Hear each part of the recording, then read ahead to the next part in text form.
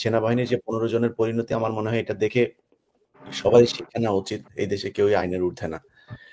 আমরা মনে হয় থ্যাংক ইউ একটা চমৎকার কথা বলেছেন যে খুবই ভালো লাগছে যে অন্তত এই অভিযুক্তরা আজকে আদালতে এসেছে এবং আদালতের আওতার মধ্যে এসেছে, এবং এই যারা গুম খুন এবং ভারতের তাবেদার সরকারের হুকুম পালন করেছে, এবং তারাও তো হুকুমদাতা বেসিক্যালি, কারণ এই ইন্টারন্যাশনাল ক্রাইমস ট্রাইব্যুনালসে আপনি দেখবেন ওই আলোচনায় সবসময় আসে যে কমান্ড রেসপন্সিবিলিটি, যারই কমান্ড করার ক্ষমতা আছে সে কিন্তু আসামি হইতে পারে। এই ক্ষেত্রে কিন্তু হাসিনা সেই জন্য একা আসামি নয়, ওনার হুকুম ওনারাও তামিল করেছেন ভারতের কৌশলে, কাজেই ওনাদেরকে যে আজকে আইনের আওতায় আনা হয়েছে সেজন্য আমার খুব ভালো লাগছে যে শিক্ষার। কিন্তু সমস্যা হলো কি যে ইতিহাস থেকে কিন্তু কেউ শিক্ষা গ্রহণ করে তো না। আজকে দেখুন এই যারা সচিব আছে তারাও তো বলতে পারতো যে তাদেরকে একটা জেলখানা যারা আছে তাদের জন্য আলাদা ব্যবস্থা রাখা হোক। আমি সে ব্যাপারে আমি খুব ব্যথিত আছি, এই মানে এই ডিসক্রিমিনেশনের জন্য আমি একটু ব্যথিত আছি। আদারওয়াইজ আমি খুব খুশি যে ওনারা চৌকাট পেরিয়ে মধ্যে এসেছে। না, এরা ব্যাপক প্রভাবশালী। কিন্তু আপনি যদি দেখেন যে এই যে এদের ভিতরে লেফটেন্যান্ট কর্নেল রেদওয়ান যখন আন্দোলন চলে, লেফটেন্যান্ট কর্নেল লেভেলের একজন অফিসারকে সেখানে গিয়ে বন্দুক ধরে তারপরে AK-47 দিয়ে গুলি করার দরকার নাই, তিনি নিজে শুয়ে পড়ে তারপরে সেখানে গুলি করছেন। মানে তার সৈনিকরা যখন কিনা তার সাথে গুলি করতে রাজি হয় নাই, তখন তিনি নিজে গুলি করে তাদেরকে সাহস দিচ্ছেন। অতএব এটা আমরা একটা ভিডিও দেখেছি, আমরা শুধু একটা ভিডিও দেখেছি, এরকম কত গুলি সে করেছে সেটা তো জানি না। সো এই জায়গাগুলোতে তাদের যে প্রতাপ, এখানে ব্রিগেডিয়ার হাসান নাসের আছেন, তিনাকে PNG করা হয়েছে। মানে যারাই দেশপ্রেমিক তাদেরকে PNG, আর যারা কিনা দেশের বিরুদ্ধে কাজ করেছে তাদের পদোন্নতি দেওয়া হয়েছে, তাদের নানা ধরনের সুযোগ সুবিধা দেওয়া হয়েছে। এবং এর মাঝখানেও সেনাবাহিনীর বেশ কয়েকজন অফিসার তাদেরকে ভারতে পাঠানো হয়েছে। তো এই জিনিসগুলো আমরা দেখছি। তো সো তারা গুম খুনের সাথে জড়িত। এখানে প্রীতি দেখানোরও কিছু নাই, এখানে সম্মান দেখানোরও কিছু নাই। গুম খুন, যারা গুম হয়েছে, আপনার সেনাবাহিনী গুম হয়েছে, আমরা সাধারণ মানুষেরও না, আপনার সেনাবাহিনী গুম হয়েছে। এবং মূল বিষয় হচ্ছে আমরা যে আলোচনাটা আজকে করছি সেই আলোচনাটার যদি নাকি শেষে থেকে বলতে হয় যে ওয়াকার কেন এই শীতাতপ নিয়ন্ত্রিত গাড়ি সাব জেলে তার এই স্বরাষ্ট্র উপদেষ্টা জাহাঙ্গীরকে দিয়ে সাব জেল টেল করার কারণ হচ্ছে ওয়াকারের ভেতরে ভয় আছে যে সেও তো সেনাপ্রধান ছিল। যদি পুলিশ প্রধান তার পুলিশের অপকর্মের জন্য জেলে থাকতে পারে, তাহলে সেনা ওয়াকার কেন থাকবে না? 2 দিন পরে ওয়াকারও থাকতে পারে, কিন্তু এটা মাথায় রাখতে হবে এখনো। তো ওয়াকারের সেই ভয় আছে, যেই কারণে সে যতটা পারে তার কোলের মধ্যে রাখার চেষ্টা করছেন। এসব কোলে টোলে রেখে লাভ হবে না। আমরা তাজুল ভাইকে ধন্যবাদ জানাই, এবং তাজুল ভাই নিরাপত্তা বাড়ানো হোক। এবং ডক্টর ইউনূসকে বলবো, ইউনূস সাহেব শয়তানি বহুত করেছেন, আপনার উপদেষ্টারা দুর্নীতি লুটপাট অনেক করেছে, কিন্তু এই বিচারগুলো আপনাকে করতে হবে। আর স্বরাষ্ট্র উপদেষ্টা, জি ইলিশ ভাই, এখানে একটা বিষয় লক্ষণীয়, আমরা একটা দেখছি যে আমাদের অবসরপ্রাপ্ত অফিসারদের একটা অংশকে বলা যায় যে কর্তৃপক্ষ কিনে নিয়েছে তাদের পক্ষে মতবাদ প্রচারের জন্য। লয়ারকে যেমন ফি দিলে আসামি যত বড় অপরাধী হোক তার পক্ষে আদালতে কথা বলে, এরকম লয়ারও কথা বলছে একই রকম যে এদেরকে সেনা আইনে বিচার করা হোক।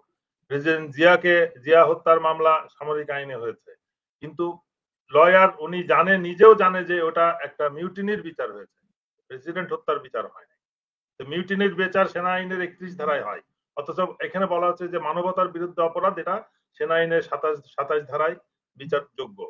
ওয়ারাস 27 ধারায় বলা আছে যে ইনঅ্যাক্টিভ সার্ভিস যদি অপরাধ হয়, তখন অ্যাক্টিভ সার্ভিসের ডেফিনেশনও বলা আছে, অপারেশন চলাকালীন যদি কোনো অপরাধ ঘটে।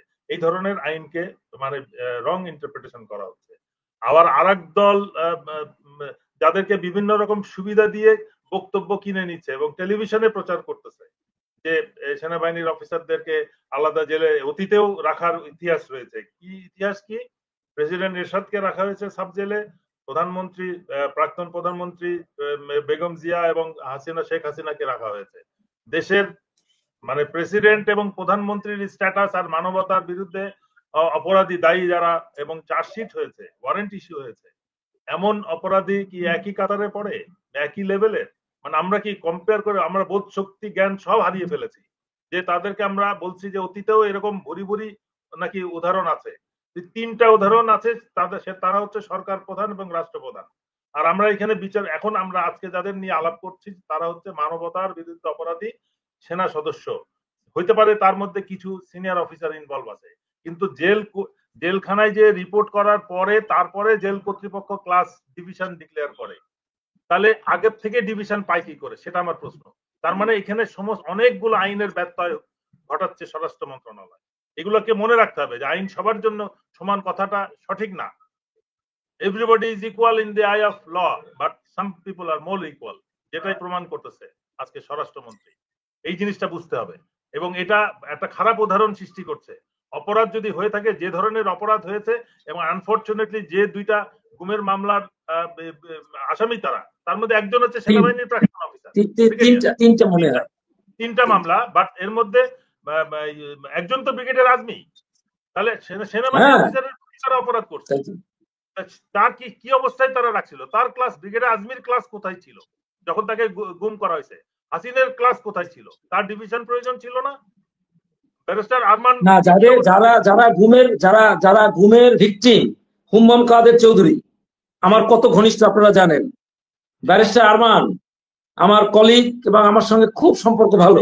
ব্রিগেডিয়ার আজমি আমার সঙ্গে চমৎকার। এই তিনজনের কথাই যদি আপনি শুধু ধরেন, ফখরুল, আমি ব্যক্তিগত সম্পর্কের কথা বলছি না, না সেটা বলছি না, মানে আমি যাদেরকে চিনি না, যাদেরকে চিনি তাদের অ্যাগনিটার কথা বলছি, তারা কি রকমের ফিল করেছে সেটা কথা বলছি। নাগরিক হয় তার অ্যাগনিও তো আপনার অ্যাগনি হইতে হবে।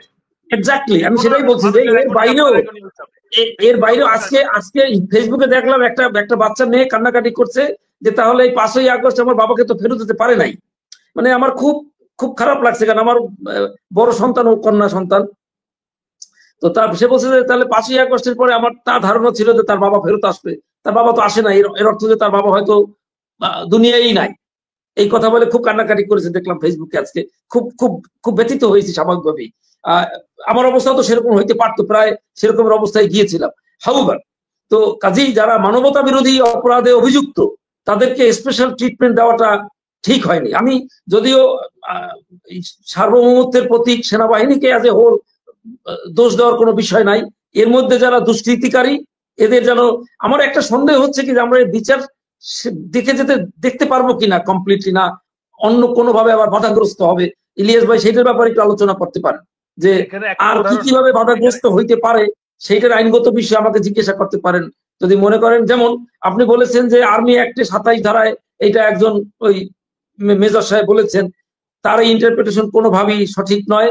কারণ মানবতা বিরোধী অপরাধের জন্য এই ট্রাইব্যুনাল গঠিত হয়েছে, এবং সবচেয়ে ভালো ব্যাপার 73 সালের পরে এই আইনটা তো 73 সালে 20শে জুলাই পার্লামেন্ট পাশ করেছে।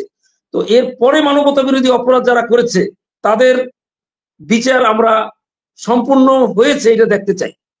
এইটি হলো সহজ কথা, আমরা যাতে এখান থেকে সবাই শিক্ষা গ্রহণ করে যে কোনো বাহিনীতে আপনি যতই পাওয়ারফুল হন না কেন, যাতে এইরকমের একটা অপকর্ম করার দুঃসাহস সেটা ভারতের বুদ্ধিতে হোক, শেখ হাসিনার বুদ্ধিতে হোক, যার বুদ্ধিতে যাতে সে না করে। আর্মি অ্যাক্টের মধ্যে কিন্তু আপনারা আর্মি অফিসাররা জানবেন যে আপনার ইলিগাল অর্ডার মানতে কিন্তু আপনি বাধ্য না। কর্নেল হাসিনুর আপনার অনেক। এবং আমি এই প্রসঙ্গে একটু বলি, আমি জেলখানায় থাকার সময় মেজর আরিফ আমার পাশের রুমেই ছিল। তাকে কত রকমের ভাবে ব্যবহার করেছে এই র্যাব, তার বর্ণনা মাঝে মাঝে সে দিয়েছে, আমি শুনে শিহরে উঠতাম। জি, ওই 7 খুনের আসামি আপনারা জানবেন, নাম জানবেন, মেজর আরিফ।